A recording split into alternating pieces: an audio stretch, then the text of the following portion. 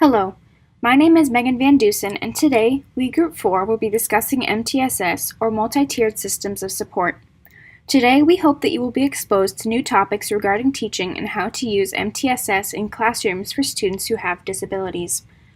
First, we are going to discuss MTSS. MTSS is defined by the Colorado Department of Education as a systemic continuous improvement framework in which data-based problem-solving and decision-making is practiced across all levels of the educational system for supporting students. The main goal of MTSS is to intervene early so students can catch up with their peers. There are 3 separate tiers in MTSS, varying in the amount of guidance that the student needs. The first tier is Tier 1. This is the general instruction period. This is where all of the students are being taught the same information in a regular setting. The next tier is Tier 2. Tier 2 involves targeting students and making accommodations for them as they may show signs of misunderstanding or need further clarification. The third and final tier is Tier 3. Tier 3 involves intensive teaching for students who need further help to understand concepts. Each student is at a different level, and MTSS helps to level each student's understanding. Hi, my name is Taylor Skirring, and I had the opportunity to research PBIS. According to PBIS.org, PBIS is based on a problem-solving model and aims to prevent inappropriate behavior through teaching and reinforcing appropriate behaviors. Positive behavioral interventions and supports is a process that is consistent with the core principles of MTSS. PBIS offers a range of interventions that are systematically applied to students based on their demonstrated level of need and addresses the role of environment as it applies to development and improvement of behavior problems. To sum it up, overall, positive behavioral interventions and supports is a way for students to encourage good behavior. The focus of PBIS is prevention, not punishment. PBIS sets up 3 tiers of support for students and staff in a school. The first tier is school-wide. Universal system for everyone in a school. Kids learn basic behaviors, expectations like to respect and be kind. School staff regularly recognize and praise kids for good behavior. They also use small rewards like tokens or prizes to encourage students. The second tier provides an extra layer of support for kids who continue to struggle with behavior. Kids get a set of evidence-based interventions and instruction. For example, some kids may interrupt class because they struggle with social interaction. A Tier 2 strategy might be a social skills club to help these kids learn how to get along with peers. The last tier, Tier 3, is the most intensive level. It's for kids who need to individualize supports and services because of behavior issues. Hi all, this is Chelsea. Since the last 2 girls talked about what MTSS is and PBIS, I found this handout to show the tiers visually for both models. The handout shows many great examples of what students are doing and what we as teachers can do.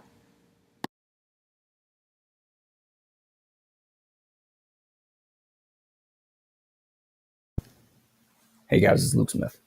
And I really like this particular website because it has a lot of everything you need to know about MTSS, like what it is and how it works, but it also goes into detail without overwhelming amounts of information. This website does have the 3 tiers talked about before and what each tier comes down to. So Tier 1 is the whole class, and then it explains how all students are taught the same core strategies. Next, it explains how Tier 2 is a smaller group with some interventions, and then it goes into detail about those interventions, and so on with Tier 3.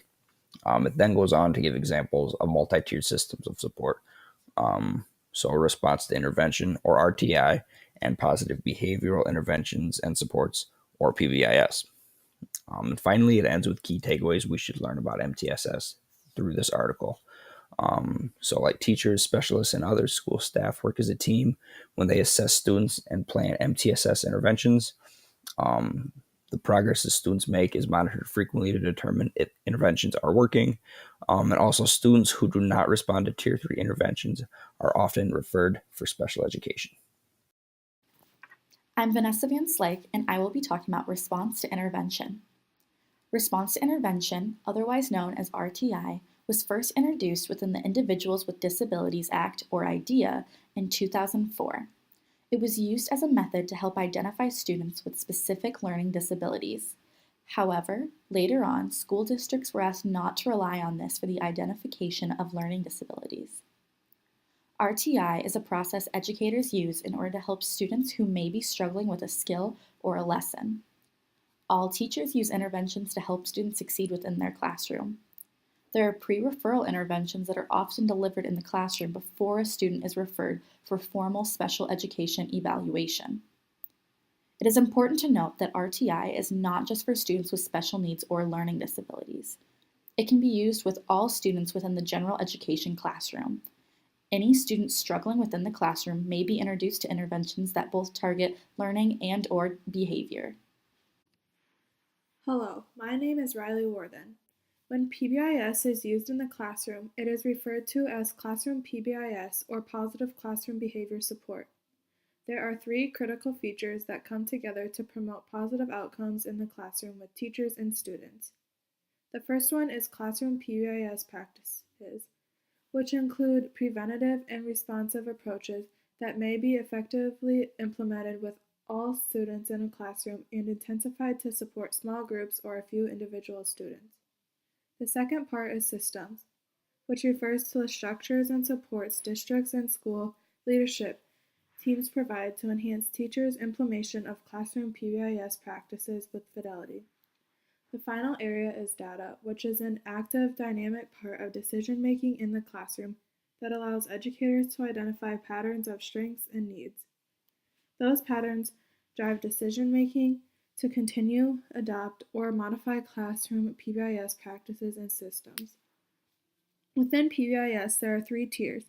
Tier 1 is an school-wide universal system for everyone in a school. Kids learn basic behavior expectations like to be respectful and kind. School staff regularly recognizes and praises kids for good behavior. They may also use small rewards like tokens or prizes to encourage kids. Tier 2 provides an extra layer of support for kids who continue to struggle with behavior. Kids get a set of evidence-based interventions and instructions. For example, some kids may interrupt class because they struggle with social interaction. A Tier 2 strategy might be a social skills club to help these kids learn how to get along with peers. Tier 3 is the most intensive level. It's for kids who need individualized supports and services because of behavior issues. Now on to RTI in the classroom. An example of RTI in the classroom is when a child does poorly on a test that requires reading. Through the RTI process, the teacher tries reading the questions to the student to find out if the student knows the answer, but is perhaps struggling with reading. Using this way, the RTI process can help to screen the child to identify a possible LD or determine if he or she should be referred for further testing. Hello, my name is Morgan and I will be sharing how teachers can integrate multi-tiered systems of support in schools. The first step is being prevention-oriented and knowing who needs support through the use of universal screening for all students as early as possible each year and putting the appropriate supports in place using accurate assessment tools. Accurate assessment tools allow you to allocate your resources accurately so you know you're always in the right place doing the right thing at the right time. Good assessment tools allow you to reach more students with the specific supports and interventions that they need to be successful, so this first step is extremely important. The next step is to increase the levels of targeted support for those who are struggling, which includes placing students in either Tier 1, Tier 2, or Tier 3 of RTI and/or PBIS, and to also integrate plans that address each student's academic, behavioral, social, and emotional needs. After that, teachers will need to implement evidence-based interventions for all students and tailor the interventions based on students' needs. An evidence-based develops when researchers use specific methods to study an instructional approach to see if it works on a large scale. It reduces the risk of making false judgments about how successful an approach is. This evidence is backed by research, which requires the following: using credible measures of student performance, including a large and representative sample of students, ruling out other explanations for changes in student outcomes, and involving the peer review process to judge the quality of the research. In addition, there is also a school-wide approach to student support, meaning that teachers, counselors, psychologists, and other specialists work as a team when they assess students and plan interventions. Professional development also takes place so staff can deliver interventions and monitor progress effectively. Also, family involvement is important so parents can understand the interventions and provide support at home. Since all children take part in Tier 1 interventions, all parents should be aware of the MTSS framework. Parents can also see the changes occurring in their children, both academically and behaviorally, on a daily basis. The last step in implementing MTSS is using progress monitoring data to know when to make a change in instruction. Progress monitoring assessments are brief assessments given during the school year that inform teachers whether students are making adequate progress toward meeting grade level performance benchmarks, so support can be provided if they aren't, or more intensive support can be added to the student's intervention plan. Progress monitoring can be done weekly or only every few months, but whatever framework the school uses, it needs to be systematic and consistent. In summary, the teacher should first locate accurate data early in the academic year that comes from accurate assessment tools, which will first identify the areas of greatest need. Then, they should follow up with evidence-based interventions that will give their students the skills they need to be successful. After these interventions, post-assessments are important so that student progress can be measured. These key components will help ensure that the goal of MTSS for schools, which is to use their resources in ways that enable every child to be successful, is reached. Hey guys, it's Luke Smith. When asking about how a multi-tiered system of support can be incorporated for students with disabilities, we need to understand that any and all students are involved within the MTSS regardless. For each student is automatically in Tier 1, all students receive core instruction as the foundation for their learning. Those students at risk for academic failure on the basis of their performance on screening assessments are then provided supplemental support. The first layer of additional support is Tier 2, and that occurs outside of the time dedicated to core instruction and focuses primarily on providing increased opportunities to practice and learn skills taught in the core. When Tier 2 is insufficient to meet student need, students are provided Tier 3. Compared to Tier 2, Tier 3 is more explicit, focuses on remediation of skills, and is provided for a longer duration of time.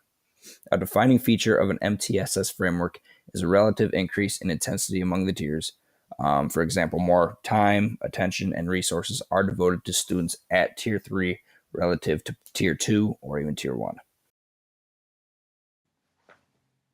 Hello, it's Chelsea again, and as this presentation comes to an end, my group just wants to add some quick closing thoughts for all of you. The multi-tiered system of supporters, aka MTSS, helps us as soon-to-be general education teachers to create lessons for our diverse learners who may need to fall into these categories, along with some PBIS integration. We also showed great handouts and websites to help aid us. With all the information we have given you, we want to leave you with this question. What will be one way that you will incorporate MTSS and PBIS into your classroom to create a successful atmosphere?